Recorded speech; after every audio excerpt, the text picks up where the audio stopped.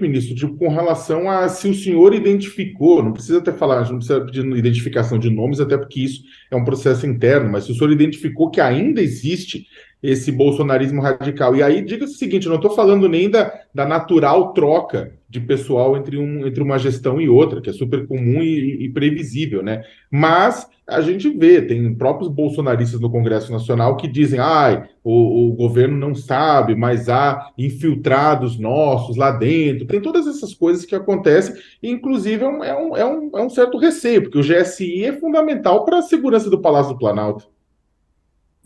Nós seremos rigorosos nesse processo e vamos acelerar as trocas. São 35% aproximadamente do corpo já foi trocado, do corpo de servidores, e nós vamos acelerar esse processo para que a gente avance bem mais. É claro que não é possível e nem razoável trocar todos, até porque existem servidores de carreiras distintas, cumprindo funções importantes, mas esse processo será acelerado. E para responder a outra questão, quer dizer, não existe essa.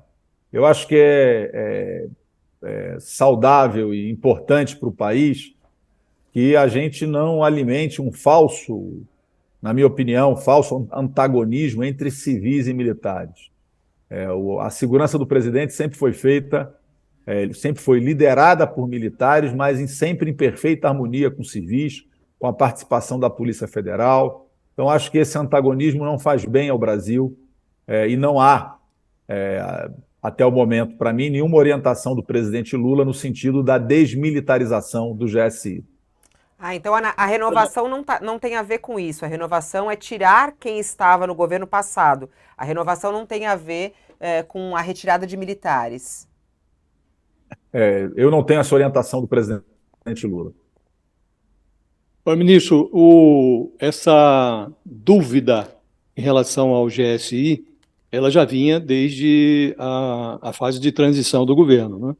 E quer me parecer, e aí eu que estou mencionando isso para ouvir a sua impressão como a pessoa que está encarregada de fazer uma análise do que se passa no órgão, quer me parecer que hoje o GSI virou um certo monstrengo ali, porque retirou-se do GSI a segurança do presidente, do vice-presidente e dos seus familiares, mas ainda se manteve o GSI como uma força secundária de segurança, num trabalho mais distanciado, na programação de viagens. Retirou-se a ABIN do GSI, mas o GSI continua desenvolvendo atividades de inteligência. E, por outro lado, embora o GSI tenha sido esvaziado, por assim dizer, ele continua mantendo ali uma tarefa de coordenação na área de energia nuclear, na área de segurança cibernética. Quer dizer, ficou uma superestrutura pendurada no ar e ninguém sabe muito bem o que faz. O que fará o GSI depois do vosso diagnóstico? Josias, esse é o debate central. Mais importante do que, na minha opinião, debater a natureza funcional de quem vai liderar ou trabalhar no GSI, é a gente debater as funções. E é preciso, na minha opinião, ter equilíbrio nesse debate. Por quê? Porque tem elementos conjunturais que dizem respeito à polarização política que o país vive, mas tem elementos estruturantes. Quer dizer, elementos. O GSI coordena políticas estratégicas para o país, como é a questão do programa nuclear, como é a questão do programa espacial, como é o programa de segurança cibernética. Então, é importante a gente fazer a discussão das funções e das atribuições do GSI de olho no que a gente quer para o país, em políticas estratégicas, em políticas de Estado. Claro que a conjuntura sempre incide sobre isso, mas é preciso ter moderação, na minha opinião, e equilíbrio. As funções, Josias, me parecem importantes. Veja a questão do programa nuclear.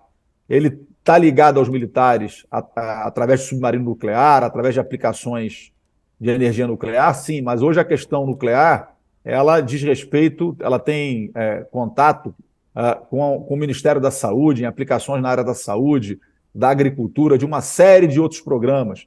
É um programa que coordena uma série de ministérios. a função, esse papel me parece importante.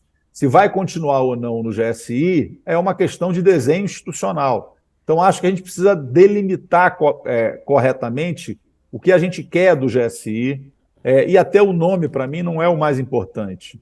É delimitar o que a gente quer do GSI, as funções, as atribuições. No que diz respeito à segurança, por exemplo, ela segue compartilhada. A célula mais próxima do presidente da República é que está sendo conduzida pela Polícia Federal. Mas toda a segurança do entorno, de eventos, as viagens, são todas Pois é, não lhe com parece que virou participação dos uma. militares. Não lhe parece que há um fator monstrengo aí, há uma certa. Ficou uma coisa meio disfuncional, um pedaço da coisa ali, outro pedaço aqui. Acha que, no limite, eventualmente, o governo poderia optar pela extinção do GSI e esse trabalho de coordenação em relação à energia nuclear, à questão de segurança cibernética, não poderia, por exemplo, ser transferido para a Casa Civil? Eu acho que, a minha visão até o momento, existe um debate central. Qual é o papel do GSI? Se o GSI, ou o Gabinete Militar, ou Casa Militar, como foi em boa parte da história, ele se concentra nas funções originais. Quais são as funções originais do GSI? É a segurança do presidente, do vice, dos familiares, dos palácios em eventos e viagens. E o assessoramento no que diz respeito à inteligência estratégica, o assessoramento direto ao presidente da República. Então, o GSI se concentra nessas duas atividades ou ele mantém a coordenação de programas considerados estratégicos para a segurança nacional do país. Então, esse eu acredito ser uma primeira decisão. Se ele se restringe às funções originais ou se ele assume um papel, como é hoje, de certa forma, ser uma casa civil, entre aspas, de políticas de Estado e segurança nacional, de coordenar esses programas. O segundo debate, Josias, me parece, é o quê? Se ele ficar com as funções originais, quer dizer, elas seguem fragmentadas, como estão hoje, o CISBIM está no GSI e a ABIN na Casa Civil, com duas estruturas, ou se a gente vai reunificar isso.